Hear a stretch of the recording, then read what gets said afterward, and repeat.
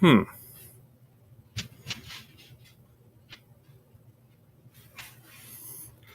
Anyways, welcome to the Cheese Talk podcast. I'm your host, Brian Rago. I don't know what happened there, but I'll have to try to get that fixed.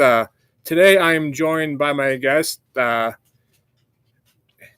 Pascual, well-known Bay Area Niner fan, and I've had him on my show a few times in the past. And Conrado, what's up, buddy? Not much, really excited. Obviously, obviously I cover a lot about basketball. So, the WNBA is in full swing. The postseason's almost here. NFL kicks off literally next week. So I'm excited. I'm excited, and it's enjoying the rest of what is this summer. Yeah, right. And so, just to bring it up, this yesterday, you guys made a trade for Brian Robinson, running Yeah, back out of from the Commanders. What are your thoughts on that? I'm excited. I'm excited. By all accounts, and I've seen like some practice footage. I didn't attend practice live, but I've had a lot of friends that are like kind of doing beat reporting, whatever you call it, for the 49ers. So they have confirmed that Christian McCaffrey looks really good, looks like his peak self. Um, you know, have a lot of optimism for Isaac Guerrero. He had a nice rookie year last year. We got that rookie Jordan James, and I think he had like a little bit of a setback. So I'm not really sure, but regardless, whether it was Patrick Taylor, who else did we bring in? Corey Kiner.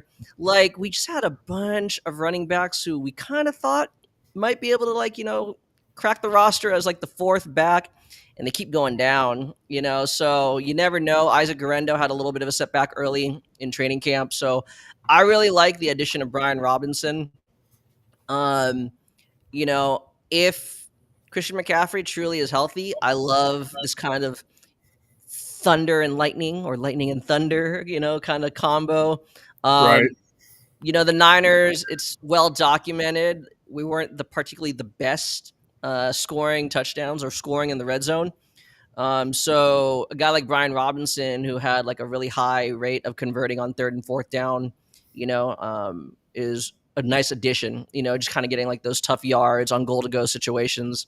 So I'm pretty excited. I think he really fits in. I think fits in with the dynamic of this team and what they're looking for.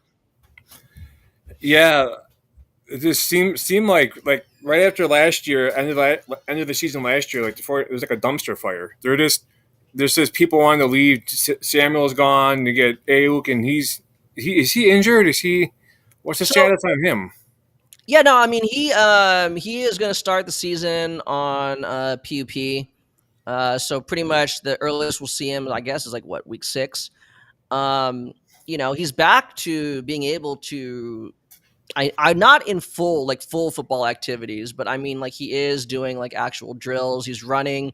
He's being able to do simulated catches and stuff like that.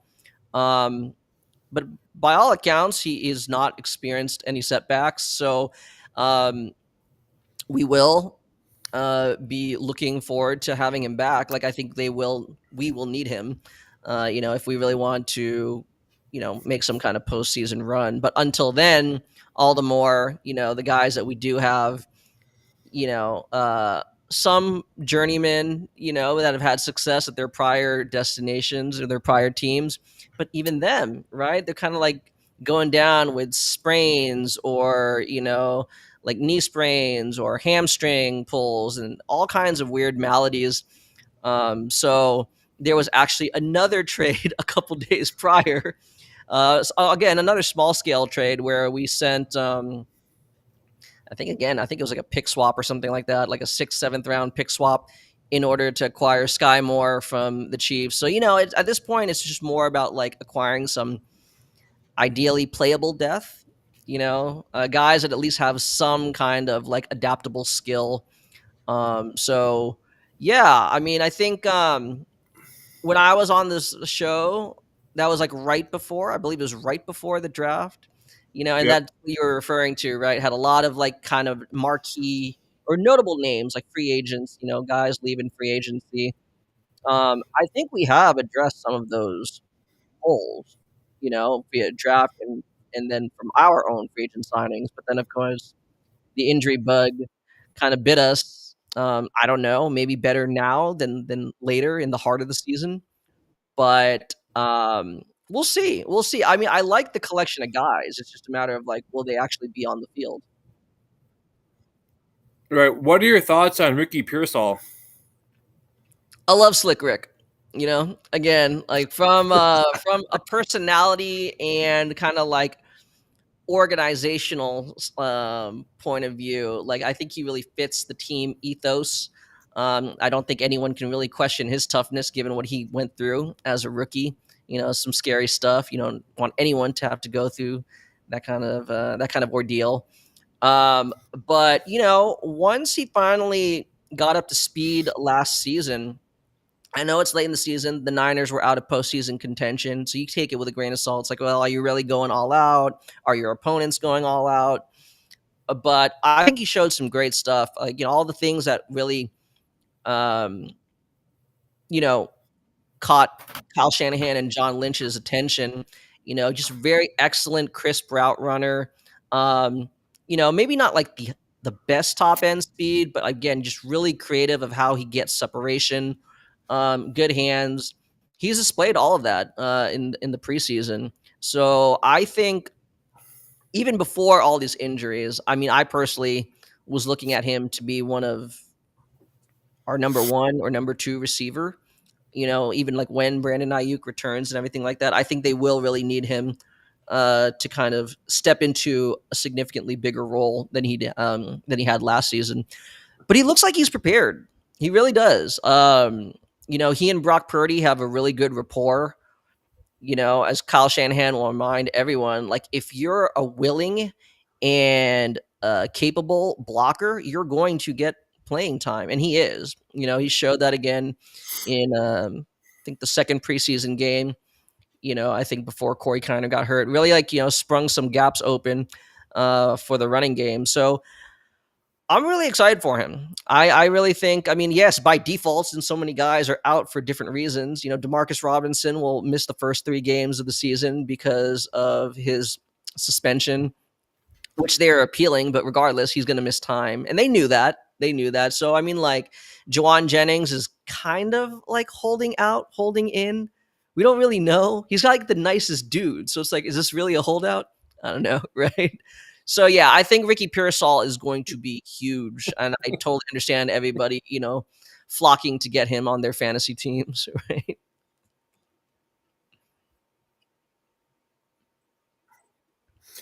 It's like even the Packers receiving room, and then you get all these injuries. You have such high hopes, and then everyone. I mean, Matthew Golden has looked absolutely amazing. His break off the line, his speed, his willingness to go for the ball. He's he's he's good. I think the Packers are gonna do good things. I mean, he's fast. He has like a 4.3 40, I think, or four. Yeah.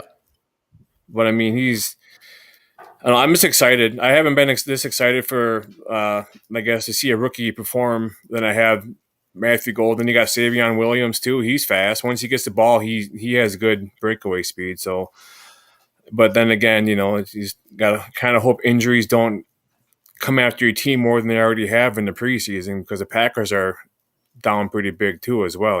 So Well, you still, in addition to those two guys, you have, right, Jaden Reed. he was in a walking boot last week.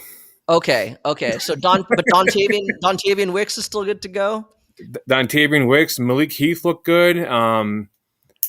Romeo Dobbs. Okay. The thing with Dobbs though is that he's been hit with a concussion bug. He got the concussion, that bad one last year, where he missed Yeah.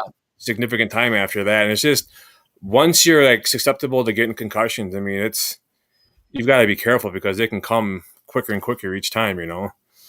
Yeah.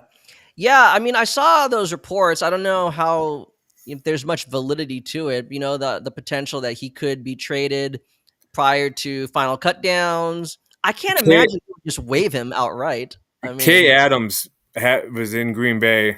That was it yesterday or what? That's her name, right? Up Kay Up and yeah, Adams, the reporter, and she loves coming to Green Bay, and she had the floor for an interview, and she flat out asked him, and he pretty much said, yeah, he's not getting cut. okay. All right. um, Could he be but traded though? I mean, like, I don't know. He's when he his rookie year, I said that he reminds me of a mix of Devontae Adams and Jordy Nelson, just the way he is, and I mean if he's healthy out there, he has sure hands. You know, he's a good blocker. So I guess I don't know. I would hate to see him go because I think yeah, if we were to line up our receivers in a line, the top two receivers, one healthy, I think one would be Dubs. Our two receiver would be right at this point. I would say Jaden Reed, and yeah, then I mean Watson if he's healthy. I mean if Watson's healthy, I mean it's hard to tell because having a full strength receiving core, it's hard when you have a bunch of guys that could be number ones to put them 1 through 4. You yeah, know, because then if you have Matthew Golden lighting it up, he could be a true number one. So it's like when you're in a situation where you have like 1 to 5 potential number one receivers, you know, it's kind of hard to go 1 through 5. But I don't know. Hopefully Christian Watson comes back. You know, they have him coming back faster than expected too. I think this year he's out running 20 something miles an hour. You know, on the sidelines during all practices and right. running routes and everything. So I was going to ask you, how much does the return of Robert Saleh help your defense? It's huge. It's huge.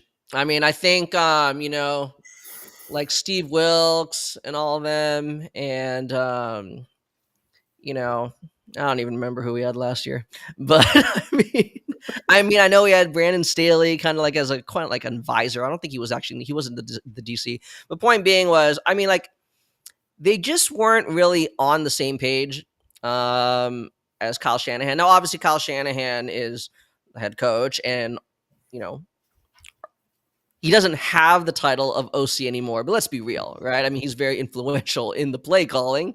Um, I think just they kind of when Salah left, they kind of lost that balance of being able to play complementary football.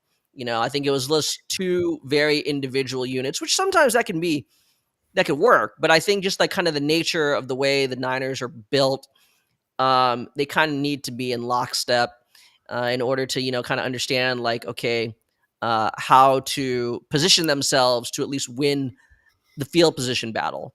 I think that it's really kind of like escaped us these last 2 seasons.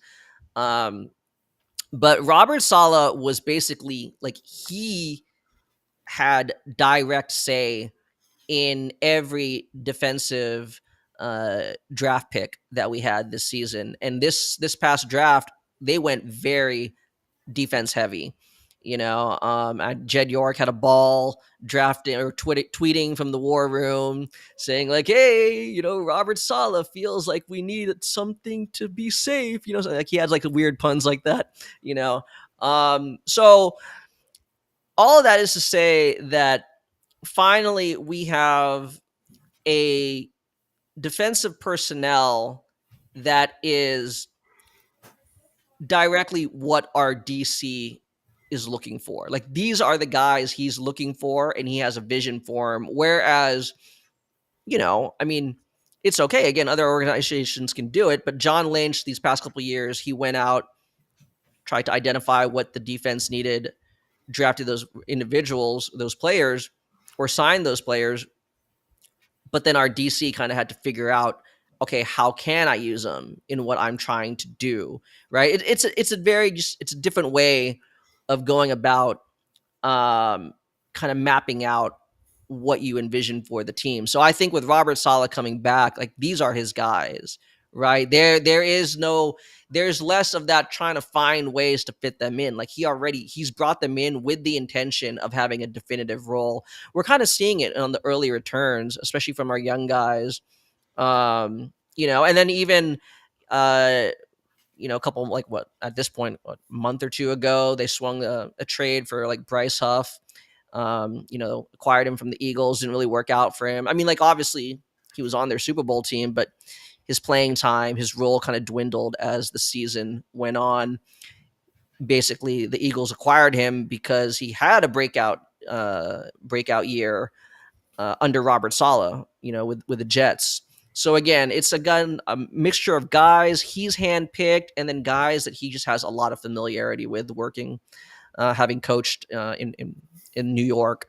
So I think this just really works out. I think, and even our special teams, which has been horrible these last two seasons, right? Again, everybody seems to be on the same page.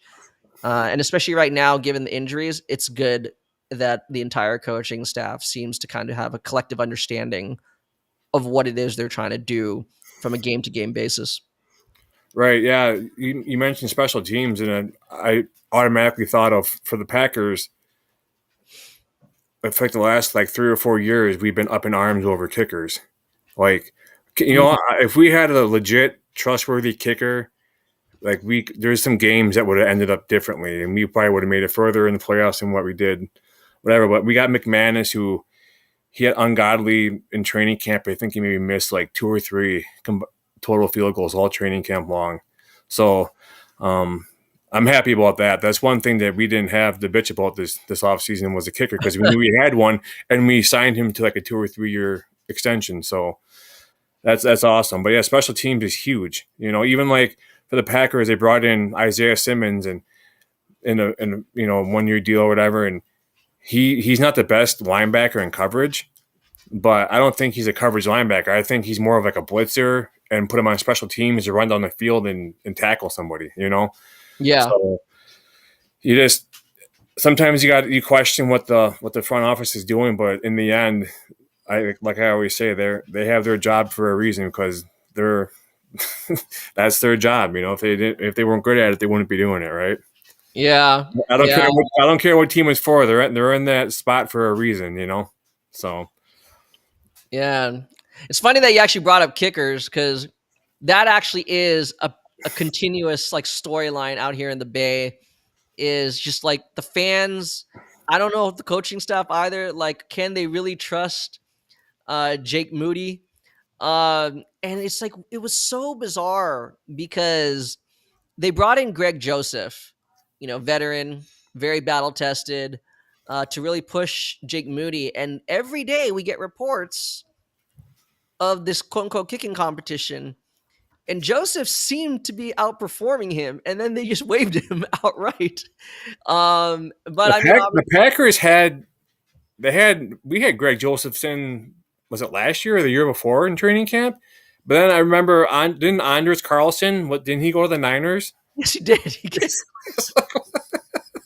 I think he made some game winners, not like high pressure moments, but like he had the go ahead, field goal for us. So Yeah, it's just, well, his brother plays for the Raiders and he's good, so Anders must be good, and it's just like, I don't know. I'm just happy that we got a dependable, kicker that can, down by, a field goal or whatever in the closing minutes, it has a 90% chance to make it. I'll take it. yeah. Yeah, I think Niner fans would love to have that feeling. We don't. I mean, Jake Moody, he made a 59-yard game winner Yeah. last week against the Raiders. So I mean, like, I'm not obviously he's our kicker. Fans are frustrated because it's like, are you keeping him to like prove up, like, like the organization, they drafted him. Like, are you keeping him around because you don't want to look bad because you invested actual draft capital on him? I don't know, because it seems like he's had a longer leash than probably you would think like other organizations would have, allowed. But I mean, I wish the kid the best of luck. Obviously, I want my team to win games, but we'll see. We'll see if he could build off that. This Yeah. is a turning point. How do you think Aaron's going to do in Los Angeles? Aaron Rodgers. Or not in Pittsburgh. Sorry, not. I was thinking Devontae Adams. Yeah. How do you think Aaron's going to do in Pittsburgh? I think he'll be able to add um, to his all time records, and I think he can go out playing. he can go into retirement having played, and not having the last moments being like getting injured on the field, right? Like with the Jets. So Yeah. Do you think we'll ever see his wife in public? They um everyone's questioned it. Everyone thinks that's a big hoax. Like no one knows who I she mean is. hey, that's cool, right? Your private life is your private life. I'm really confused. Like, I I don't really know when he's being serious anymore. So Yeah. like I just kind of like, let it fly over my head. I'm like, whatevs. It's like a Manti it's like a Manti Te'o moment, you know? Yeah. His fake girlfriend, you know? I mean, I don't know. Like Aaron, you saw there were moments with the Jets last year. He still seems to have those moments where, again, like he can be very efficient and he can minimize disaster, right? Like he will minimize risk. That's largely what he's done, but like to a very high level, you know. But again, uh, he just doesn't really seem to have the same kind of zip on those passes. So even as efficient, even if he can identify those tight windows, just doesn't have the same zip, like the velocity, the touch. So he's more of like, you know, it's funny, right? Because when he was drafted, right, who was the other quarterback in the first round? Alex Smith, right? Rodgers is like he's the game changer. Alex Smith is the game manager. I mean, make no mistake, he had a better career than Alex Smith. But Aaron, at this point, he strikes me more of like a game manager, right? Right. And I get, Pittsburgh. Hey, kudos to them. They don't have losing seasons. He might get them to like 9-8. But I As mean, they have a good defense, and I mean, they they added do. what Jalen Ramsey. They got DK Metcalf. I mean, Aaron can make, as anyone saw in Green Bay, he can make Jake Kumaro a freaking fan favorite, No. and some guy flying under the radar. He can get the ball, and if they can get open, he's going to make them look good. Look how many receivers he made studs. You got Devontae, you got Jordy, you got Greg. I mean, even Greg Jennings, Donald Driver. I mean, just this the quarter, just the receivers that he threw to that made them good. I mean, it goes to show you that you don't have to be a number one draft pick to quarterback to be successful. It's just I think I think he's going to do good in Pittsburgh. I really do. I hope he I does. mean, I think it's all relative. Like I said, I think they'll definitely be in contention for the playoffs for a lot of the reasons you said. I like that they've upgraded their running backs. I think they should have a I think they should have a significantly better running back or running game. All of that to say, those are the things that could definitely kind of put him in a position to succeed. It's just at this point, like, no, I mean, it's understandable. He's not going to be the Aaron of 10 years ago, who would be, right? Right. And that's why I'm saying I think like the way especially the national media discuss him is, of course, he's not going to be. I don't think you should expect him to be that guy, but he still can be successful relative to what the Steelers are going to ask him to do. Yeah. I'm going to ask you some questions that involve your Niners division. Okay. Um, can Brock Purdy thrive with the current injuries and stuff going on in San Fran? I'm going to say yes. I mean, statistically, even last year, he had a very good year. A lot of the things that I think uh, you know, his passing, both in terms of completion percentage and right, like his air yards were great, right? The average depth of target was up there with any of the best quarterbacks, right? But again, what ailed us? Turnovers, right? And some of which was, from the offensive line, either pass protection or whatever. And, penalties, again, whether that's the O line or skill players, and then just not converting touchdowns. It's weird to say that, or at least right now, obviously, like we don't have Ayuk, we will not have Demarcus Robinson for at least the first 3 games, but part of this off seasons, okay, now we got Christian McCaffrey back. Yes, we will depend on him in order to put up like, some touchdowns. But I think also a big emphasis this season was the Niners. Kyle Shanahan wants to actually make Kittle a focal point of the offense. Whereas, make no mistake, he's always been great, but he himself has always he looks at himself as a traditional tight end. He is a blocker first and then a pass catcher next. This offseason, they went out, they signed Luke Farrell to a 3-year deal, right? They brought back Kyle Juszczyk when there was ambiguity as to whether or not he'd return. All of that's to say is no. They want Kittle to actually be a primary receiving option, and they want other guys to block. And so I think even though our distribution tree might be a little bit more streamlined, I think that actually helps Brock. And so I think, yes, I think they can go like toe to toe with our NFC West rivals. Yeah. Who do you think has the best QB in the NFC West? Let's see.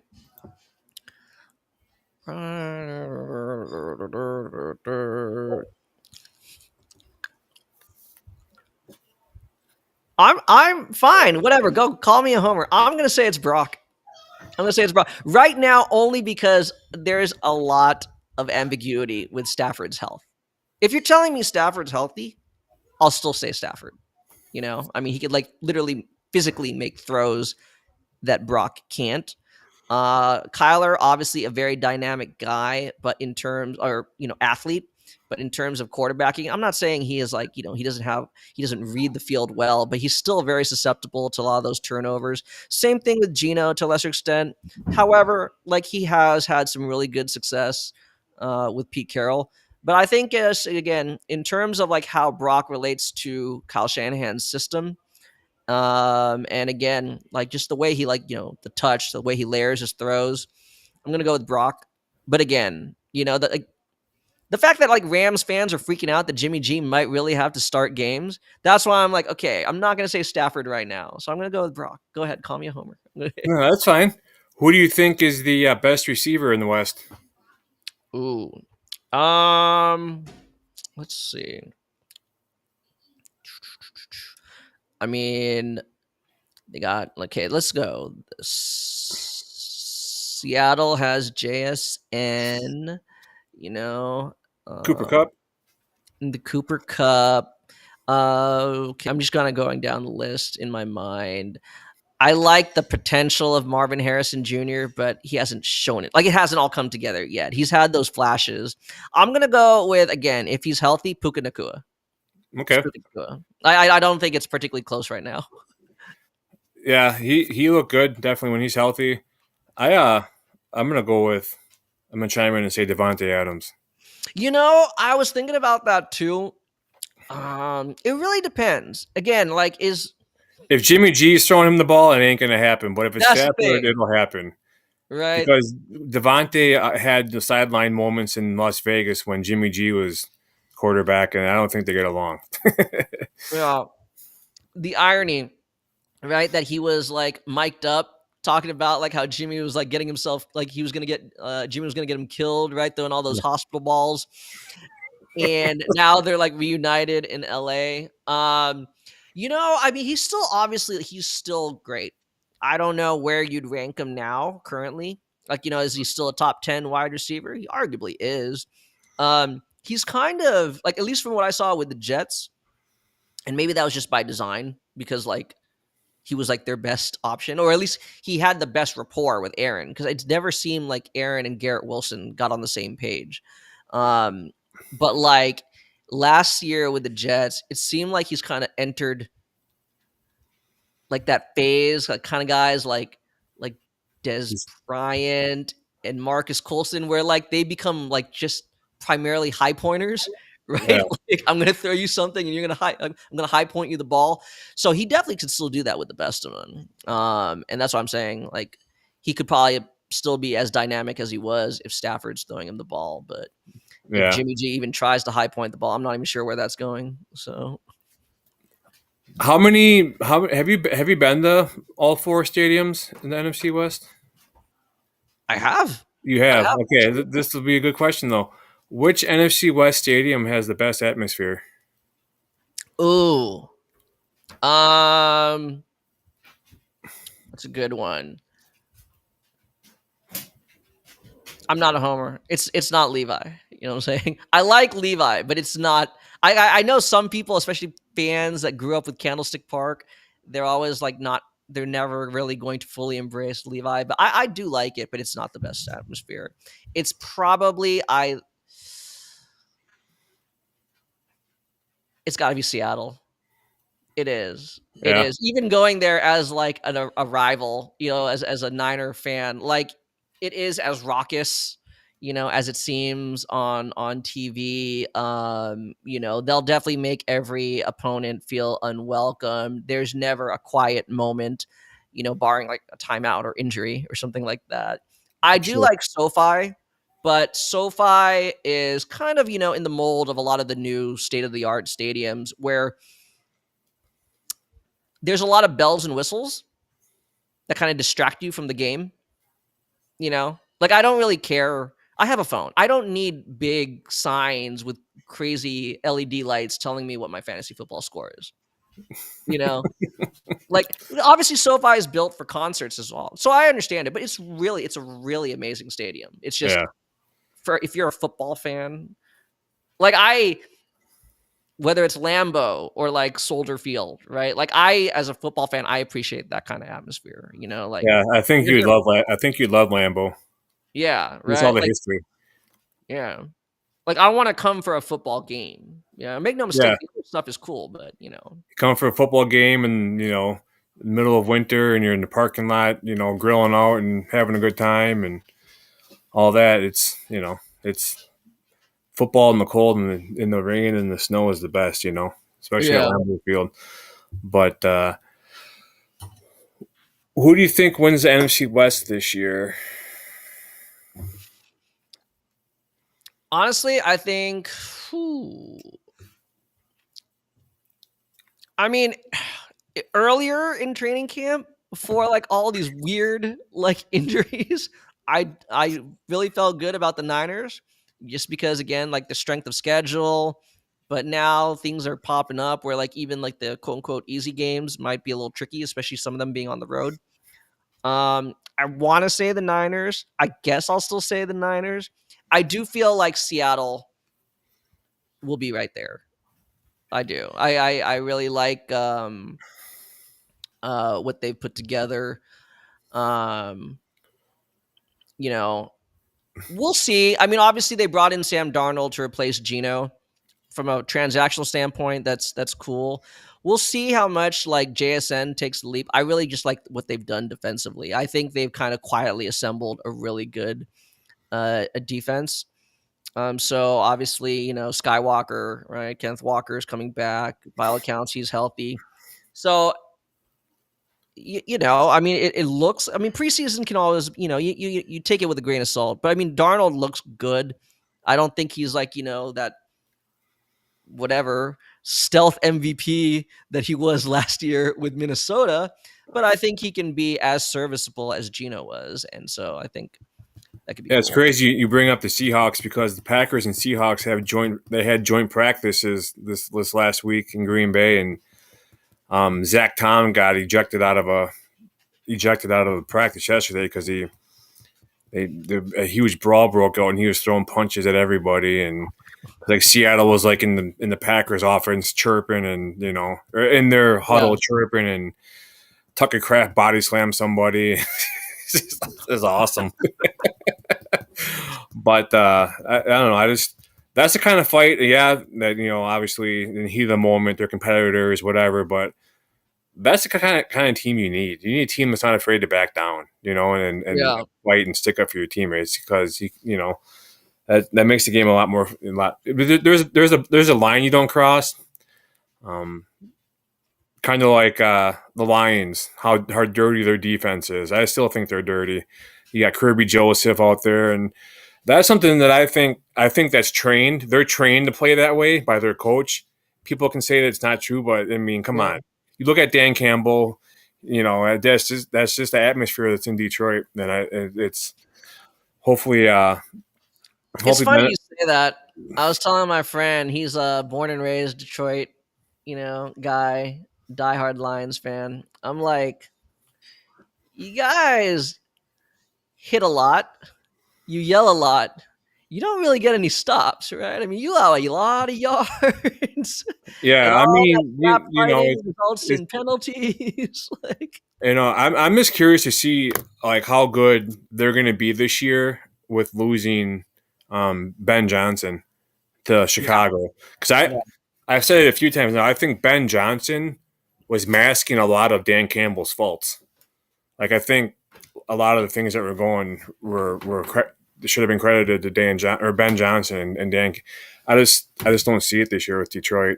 You know, I mean they have the weapons, but let's just hope they're not as good as they were last year because that was a scary team. You know, you got Jameer Gibbs and Jamison Williams and Amon-Ra St. Brown and so I mean, I'm sure Lions fans can, weigh in better than me, but just from an as a non-Lions fan, as an outsider, looking in, their losses, whether through injury or free agency, their losses on in the trenches on both sides seem very significant. Like I'm not really sure that you replaced it. So as you're saying, like I mean, can you really get that explosive game again if you don't really have the guys up front?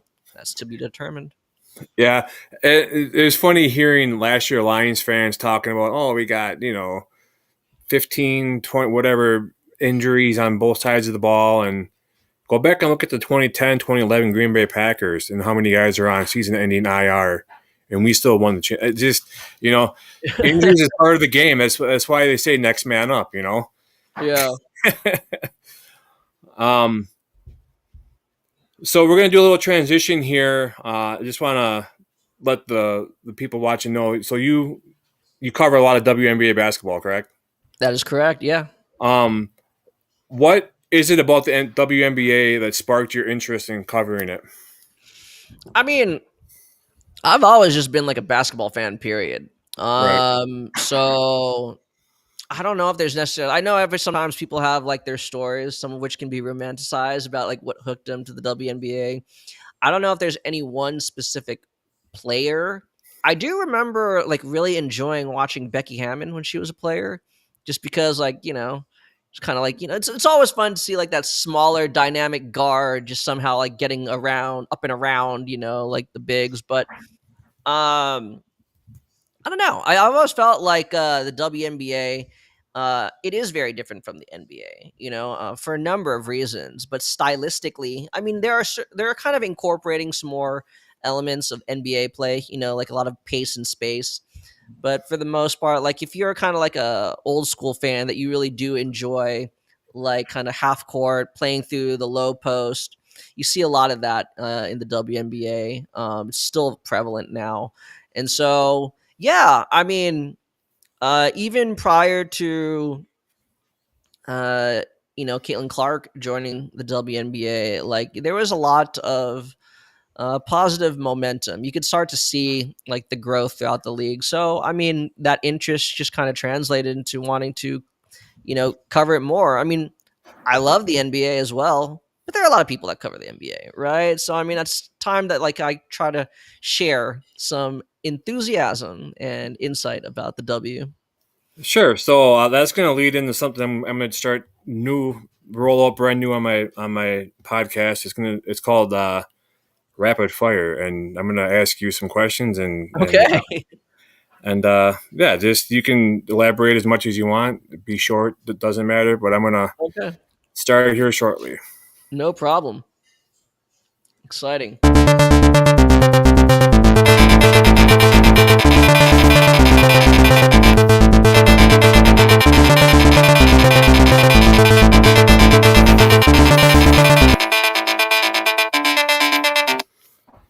All right. So WNBA Rapid Fire. Best player in the league right now.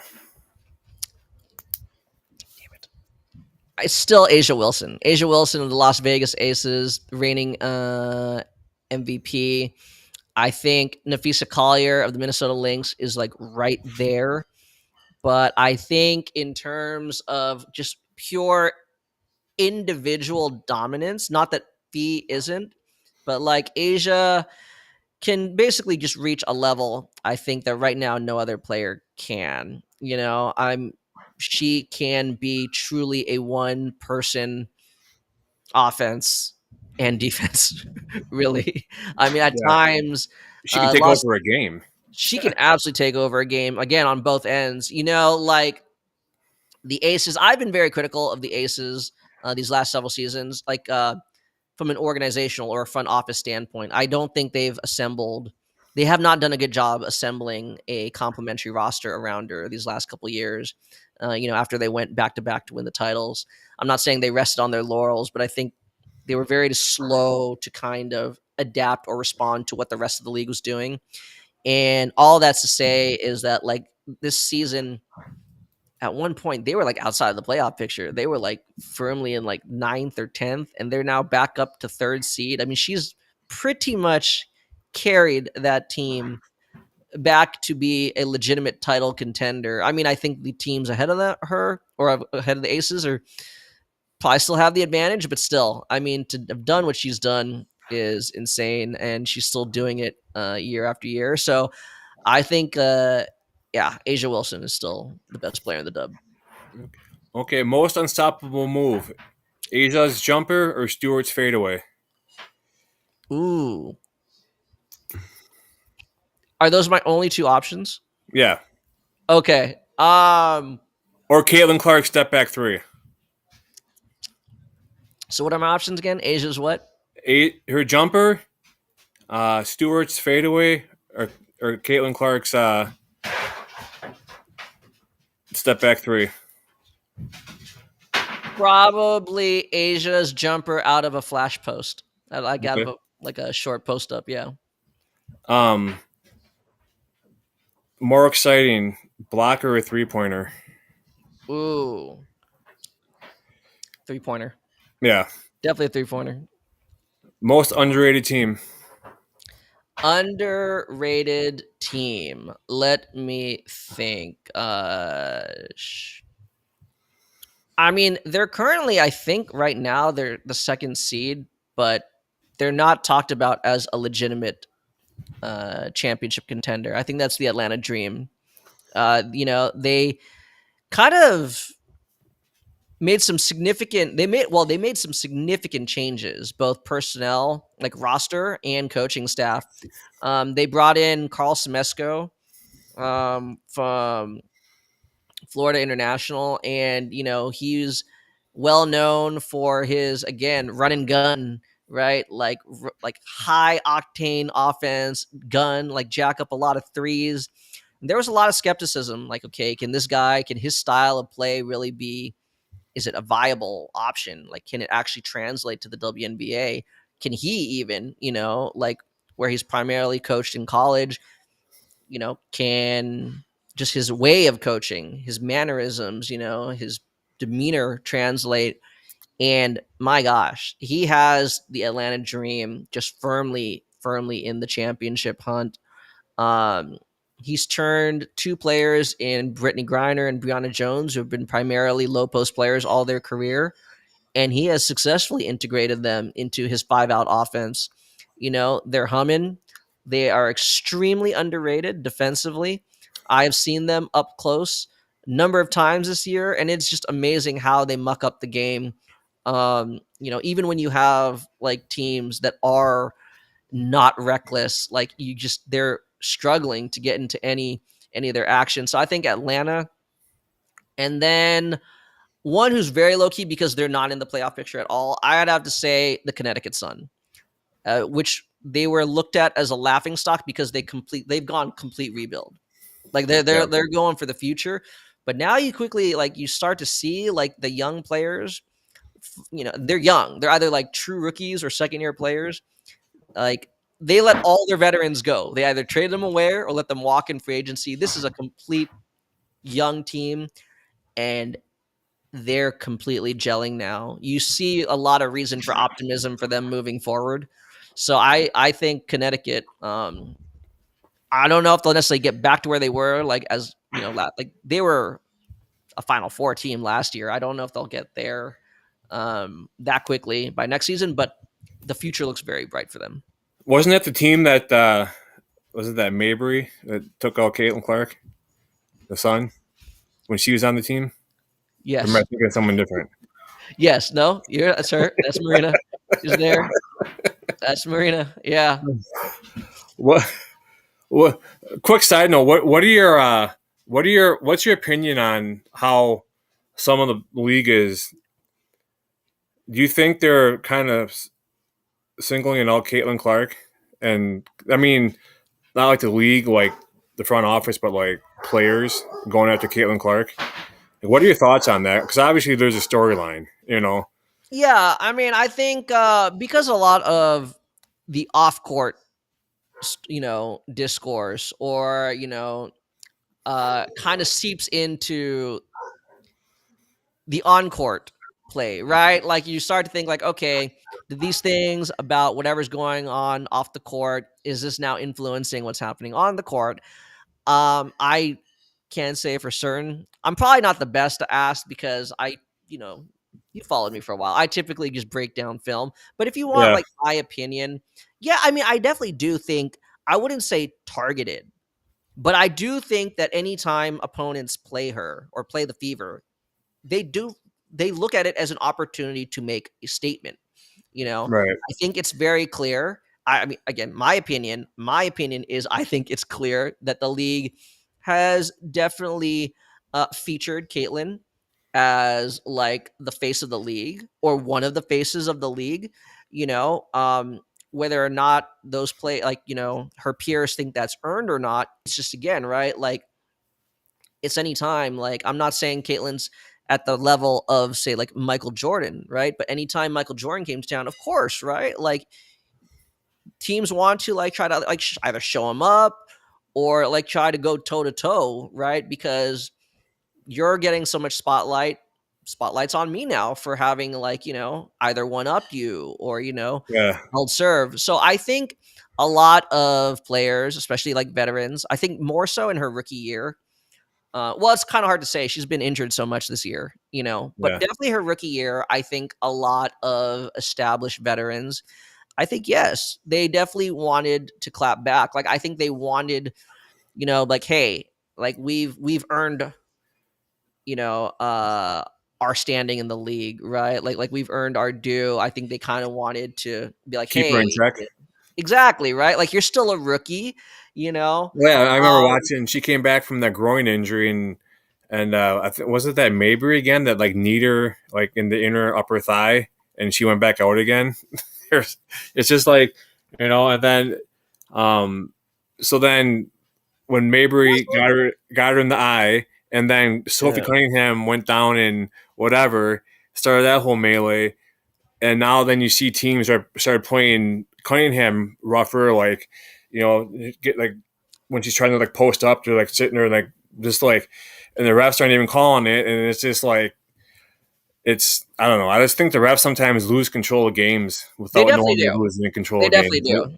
You I know, I think every WNBA coach, every WNBA player, every fan, I think they would totally agree with that sentiment. I think the refing has been bad from day one till now. Like there has been even within games, there is just absolutely no consistency. I think a lot of WNBA refs are very timid too. I think I think there are some that get really freaked out by the ref. You suck, ref. You. So I yeah, think they're scared to blow the whistles at times, and so it definitely gets out of hand, as you said, to the point where some players, I think, I do think some of these injuries could have been avoided. You know, like I right, know that it's kind of ironic because I know like the WNBA, the league itself, and the fans. Like if you're a diehard WNBA fan, like oh well, we're not like the NBA, right? We're more physical. We don't allow those. Like we play through those soft fouls. That may very well be true, but again, as you said, these things accumulate. you know, Yeah. and then it culminates in those things that are bad. And by the way, I don't know if you know, Sophie Cunningham is out for the season. Yep. She got Yeah, her what, knee yeah, rolled into or something like that. Yeah. yeah. Which again, she acknowledges like it was not intentional or Yeah. She anything. I said that don't. she knew the player and like she had something. Well, she made her sister delete the comment she made or something like that or Yeah, post or yeah. yeah, I don't know. I thought that was. I mean, I guess I like the one where I just like how she stuck up for her teammate. I thought that swipe on Clark's face was intentional. I thought it was dirty, and Sophie Cunningham, what is she like a black belt or something like that in Taekwondo or something like that, and yeah, so I thought it was awesome how like she just like nonchalantly just like grabbed control of that what Sheldon's hair and just had her like she wasn't gonna touch her. yeah, yeah. It's you don't want to see that, but it's entertainment. That's all I guess. That's all I It can is. say. Yeah. But toughest player in the league. Ooh, that's a good one. Toughest player in the league. There are quite a few. Um, Man, it's hard to pick one. I mean, I guess the first one that comes to mind is Alyssa Thomas. Power forward, point guard, center of the Phoenix Mercury. I think I think that's the thing. Every team she's on, they always kind of take on her personality, her characteristics. Where she is. I wouldn't say she's soft spoken, but like she is very good at maintaining like her composure, Sure. in a way where it becomes very intimidating. Um, who else? Toughest player in the league. I mean, I want to say actually, I'm going to give a shout out to my hometown Golden State Valkyries. I think our starting point guard Veronica Burton, who's emerged, I think she will win Most Improved Player. Um, but she has emerged not as just one of the best pure point guards in the WNBA. She's also arguably one of the best, if not the best, point of attack defenders in the league. And it is crazy, like how tenacious she is on defense. Um, at the point guard position too. She's like what 5'8", 5'9", and I mean she is everywhere on defense.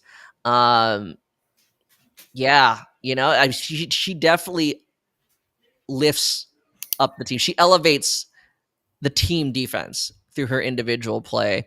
So I gotta have to give her out a shout. I mean, there are a lot. There are a lot of tough players in the league. I don't think there's too many soft players, but yeah, I'd go with Alyssa Thomas. Okay. Frankly, I think she like kind of intimidates me. Like I would imagine, like if I was playing her, I'm like, nah, no, man. Yeah. you know, I'm probably gonna take the three because I don't want to drive on her. You know what I'm saying? Who has the best rivalry in the league? Ooh, that's a good one. I mean, who has the best rivalry? Like I know the media wants it to be like whether it's player to player rivalry or team rivalry. Like there's just no rivalry. Like to me, I don't know. I don't really see a rivalry between Caitlin Clark and Angel Reese. I understand like if you want to go back to their collegiate days, okay. But I mean, like right now, I don't think either has done enough, especially against each other in the WNBA, for it to be like a real rivalry. Um, I probably want to say the Lynx and the Liberty right now, at least from the team's perspective, just because these last several years they've been the two best teams Sure. and it's not even close, right? It's like them and there's a big, like drop off to the next teams, right? In the hierarchy.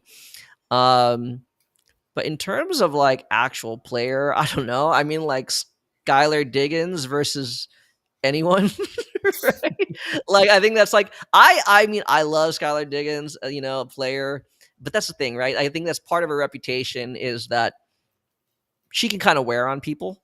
So like her rivalry, like a lot of her quote unquote rivals are a lot of her former teammates, right? Like there's a shelf life to how long you could be like Skylar's teammate. And I'm not trying to say that's a bad thing. It's just, like, yeah, right. You all have like your tendencies and everything like that. So yeah. I think that's a good Yeah, I one. thought that the media kind of rode that Caitlin Clark and Angel Reese rivalry a little Yeah, bit too much, and they tried to do it too with Caitlyn and Paige Beckers, and I kind of understand it. Like again, it's more obviously driven from what they did in college.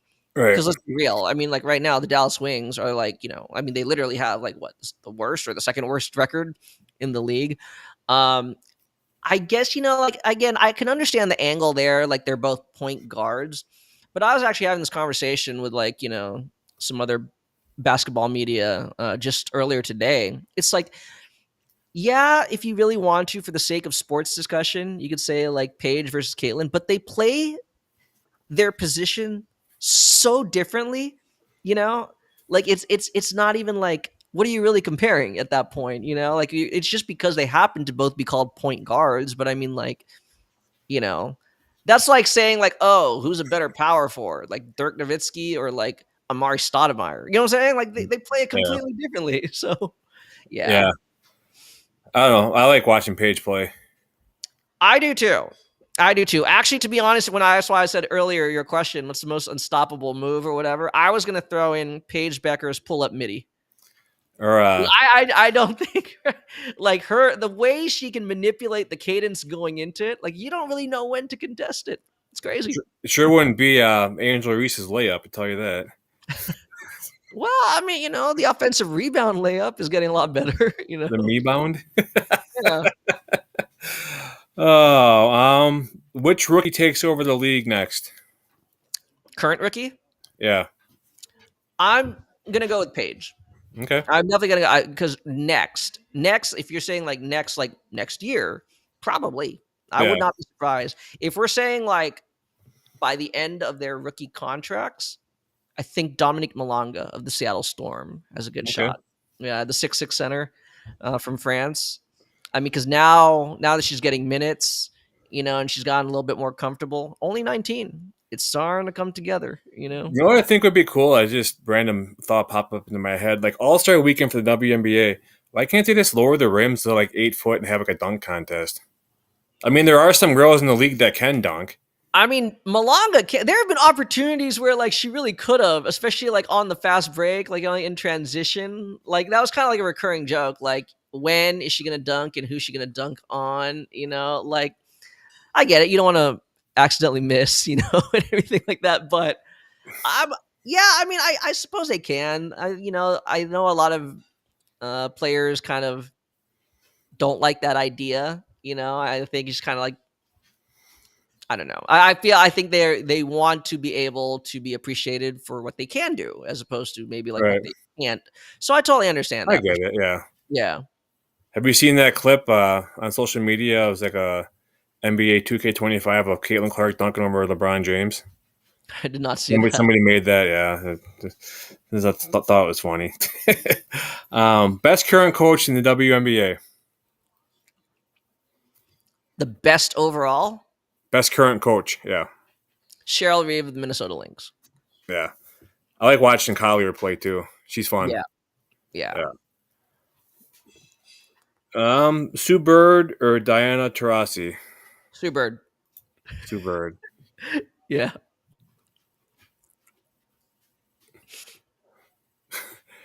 Iowa Joe. Because Joe, we're talking basketball because it's fun. Yes, that's right.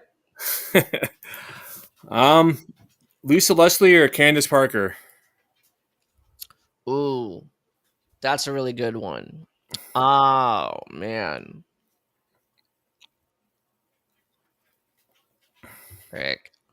I feel like I should say Lisa Leslie, but I want to go with Candace Parker. Again, didn't quite play at the position similarly, but I really like. I think at her best, Candace could, you could play her like 3 through 5 comfortably. Like I think she could legitimately comfortably play all three of those positions. Um, I mean, just the defense, the passing, and everything like that. So I'm gonna go with like if for me, I'm gonna go with Candace. Okay. Greatest dynasty: the Comets, Lynx, or Aces? Ooh, Are those our only choices? Or you add your own? No, I'll go with the comments. Okay. I think the comments. Yeah, I mean, I think at that point, I mean, obviously the league was a lot different as they were in all those like dynasties that you just listed. But at that point, I mean, you had like just so many players that absolutely like defined the game, and kind of set the tone for where the direction of the league and women's basketball was going. So I mean, I'm probably, yeah, maybe that's nostalgia, but I'm gonna go with the comments. Okay. Caitlin Clark or Angel Reese?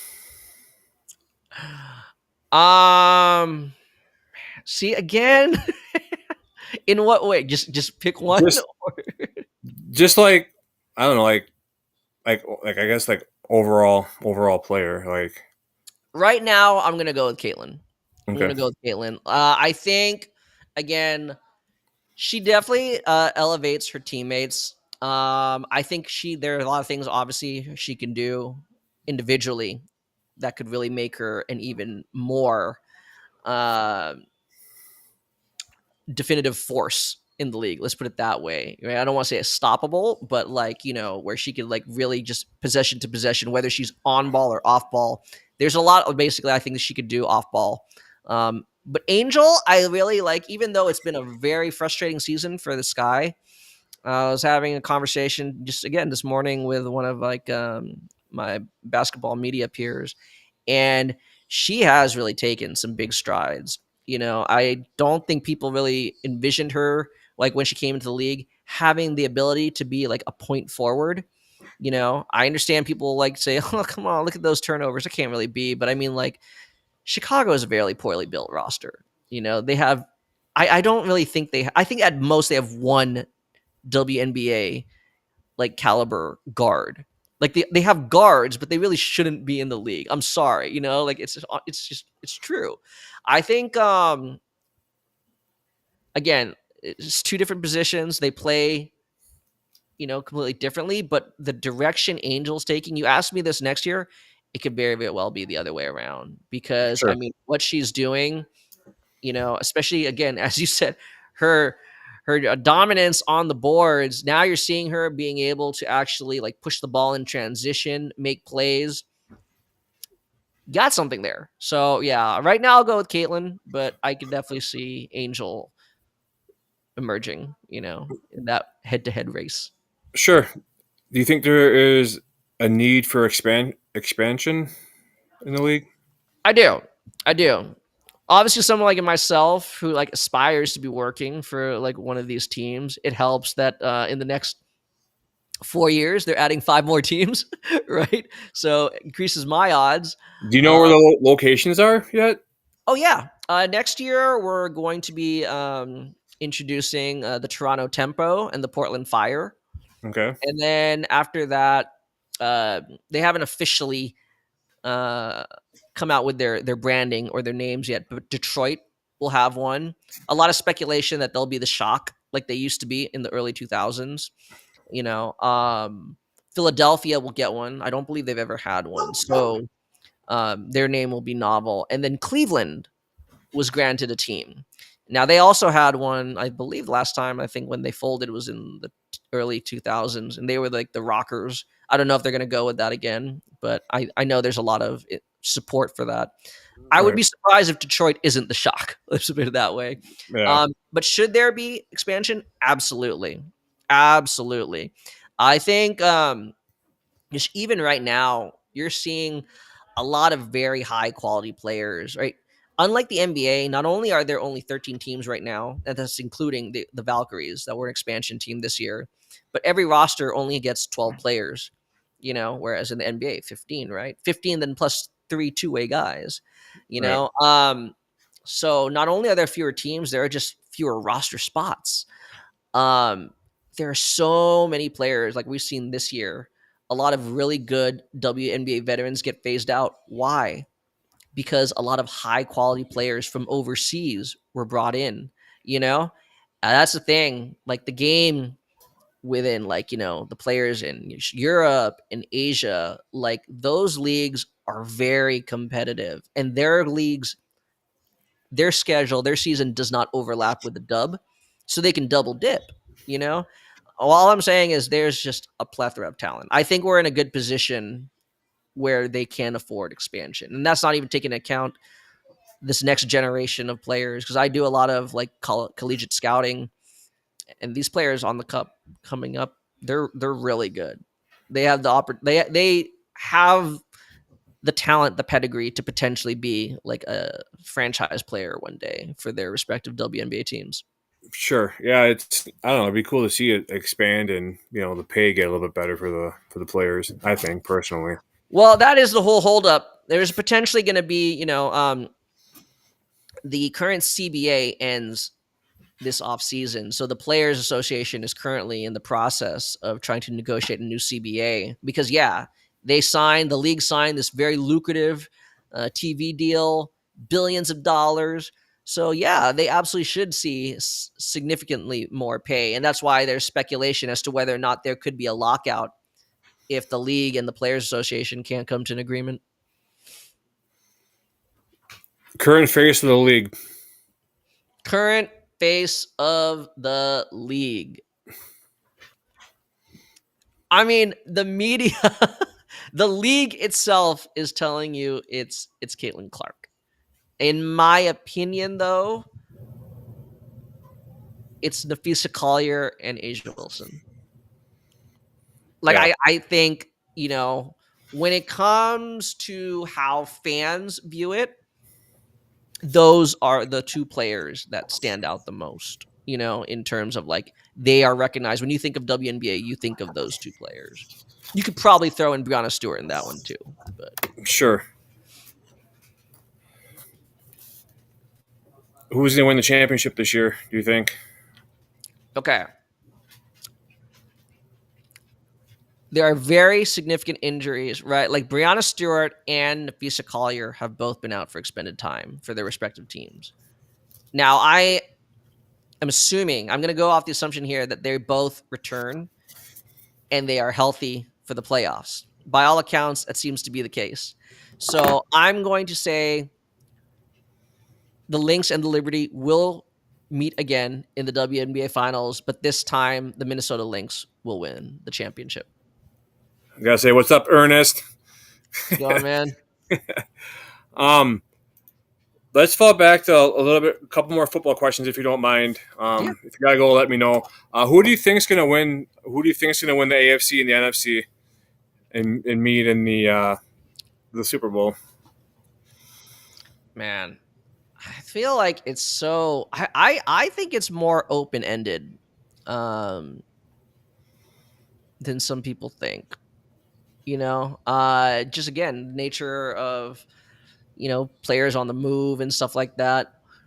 Um NFC, I want to say the Eagles. I think they're still built. I know everybody else in that division believes they have an opportunity. Well, maybe not the Giants, but like I know Commander fans, think they have a shot. I know that Cowboy fans are always like thinking, it's their year. No, but in all honesty, I think the Eagles are still a very deep team. Where like as we saw last year, I mean, they can kind of play their way even through like injuries or a tough part of the schedule. We'll see. We'll see. But I like what they're looking like. As for the AFC, that's tough. I don't think I've ever actually come up with an AFC favorite this year. I mean, I guess we could say the Chiefs. The Texans is tough. I know a lot of people like the Texans, but they keep getting hurt. You just haven't seen it. You really have not seen that unit together. Um, What so about Buffalo? yeah, I mean, I think they do have a good path. Just given the nature of their division. Yeah, you know what? Let's be original. We'll go with Buffalo. We'll go with Okay, Buffalo. I mean, Texans have a running back, Ernest. It's just will he be there? You know what I'm saying? I mean, right. Yeah, I'm gonna go. I'm gonna go with Bills and I hate to say the Eagles because you know I don't like the Eagles at all. Yeah. Um, and I'm not gonna say the Lions because they're not gonna make it that far. Definitely not the Bears. What the hell? Packers and Bills. There you go. I mean, I want to right now, again. If the Niners didn't have like all these random injuries, I'd probably say Niners, especially right since we're hosting the Super Bowl this year. Yeah. Like, hey, why not? I'm gonna go full homer, but man, I don't know. But hey, like I said from the top of the episode, get the injuries out of the way now. Even though that's totally not how it works, but still, What are your thoughts on the Micah Parsons situation in Dallas? I think it's in line with the way Jerry Jones has kind of handled things the last not even a couple years, these last several decades, Do you right? think he ends up in Green Bay? I mean, Him and Love have the same agent. right. Uh I don't think it's a question is he worth what they're going to ask in a trade, right? They're probably going to ask for like what? Multiple number ones, And a whatever. young defensive player, and Yeah. Is he worth it? Probably. I think the question is your front office willing to meet those the asking price? I don't know. We got a new president in Mister Ed Policy because Yeah. Mark Murphy retired. Wasn't Carbon Policy? Wasn't that his dad in San Fran? You Yeah, got it.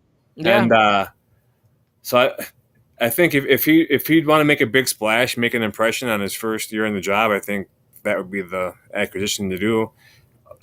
And if they did do it, I'd want to sign him to a long term contract, not just have him for you know what I'm saying. Oh yeah, Um, absolutely. but I do think that we have the potential with Rashawn Gary and Quay Walker and Lucas Van Ness. He was looking good in practice and everything. So I think we Oh. have the guys in house to do what Parsons can do. I mean, not the level, but at what point are you going to pay this guy coming in all this money then not have money for the rest? You know what I'm saying? Yeah. So I yeah, mean, it would be awesome, but at what point is it worth it? If it I don't know. I could go either way. it's different with like a defensive player like Micah Parsons. It's just like you kind of seen these last several years, whether it's Ezekiel Elliott or Des Bryant, right? Like Jerry will find a way to like hold on to them until like they've lost all their trade value. Yeah. So I don't know, because then I was thinking like uh say for example the Packers didn't go after Micah Parsons, they went after like Trey Hendrickson. you know Doable. Probably get yeah, him for cheaper. I think you probably could. However, the Bengals owner, he always makes things probably more difficult than they should be, but all I'm saying is, right, like I could see a team. Then you're telling me, okay, if the Packers acquired like a Trey Hendrickson, maybe I would put him ahead, or at least on level, on par with the Eagles, like okay, right there's a direct path there. Um, but yeah, right. I think those are the types of moves that could maybe swing that decision. I guess the same thing goes for some of those AFC teams, but I don't think they Sure. have teams to be able to acquire a player of that caliber. Yeah, I was joking today. I was at Lambeau Field for a little bit, met up with some friends, and they're lighting off like green and yellow like fireworks. Must be getting ready for the preseason game tomorrow, just to test whatever. Yeah, And I was joking, it's like, yeah, how like the Vatican, there's smoke or whatever, white smoke when they chose a new pope. yeah. They're lighting off fireworks to announce they got Micah Parsons, and they started laughing. But yeah, it should be an interesting year. It's just like I said in the beginning of the show, I'm really excited to see what Matthew Golden can Mhm. bring to Green Bay. I hope Miko Hardman. I was pumped when they got him his first showing in preseason. He had fumbles and drop passes and muffed kickoffs and or punts, and if he can be the caliber he was in Kansas City, that'd be huge. He's another guy that can take off the top of the defense. I mean, Yeah. he was burning people in training camp. I mean, he was getting a good 2 3 yard separations on those routes. If you have if you have Dubs and Hardman and Golden and say Christian Watson comes back or um, Jaden Reed, that's 5 receivers that are super fast. And what's the defense going to do in a situation like that? Yeah. So I don't know. I guess we'll see what they march out with in week one and see what we got and go from there. But I know I kept you a little bit longer than I normally do. I do appreciate your time. Yeah, no, this has been fun as Yeah, always. I'll have to reach back out during later on this season and get you back on. By that time, Yeah. we'll have a WNBA champion probably crowned and some headlines to follow and Yeah, see how The Niners be like 8-0, and we can touch base and everything, and oh and 8. so just No, let's meet somewhere in the middle there. Okay. yeah, 4 and Yeah. 4. But yeah, again, Conrado, I do appreciate you. Where can people find you? And I do notice you do have quite the following of WNBA followers and whatnot on socials. So let the people Yeah. know where they can find you. Yeah, as always, you can find me on Twitter or X. My handle's at CP3_777. And if you just look at the top of my profile, there's a link to my podcast, East Meets West. I would encourage everyone to subscribe, check out the videos, drop a like, drop a comment, anything, everything. It's all appreciated. For sure. And you can find me if you go to my Twitter handle or X handle. It's at cheesetalk_pod. Cheese is spelled with a Z. And go in my bio. I got Linktree in there with all my socials. You can come find me on there. I'm not going to list them all because it's like seven different usernames. So Diversified. There you same go. concept, but different usernames. But yeah, again, I appreciate you, and we'll check back in a few months with you and see how Yeah. things are going. Look forward to it. Sounds good. Thank you. Have a good night. All right. Take care.